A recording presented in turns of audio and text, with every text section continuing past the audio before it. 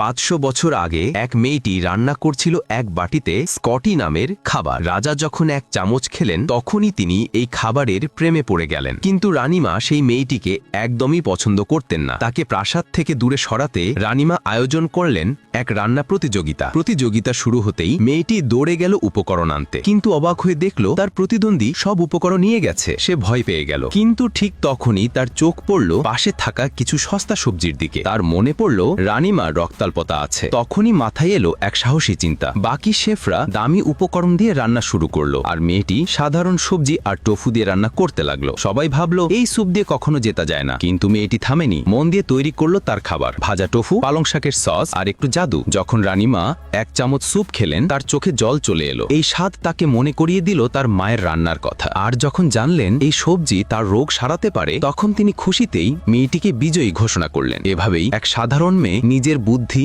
ভালোবাসা আর সাহস দিয়ে জিতে নিল রাজপ্রাসাদের হৃদয়।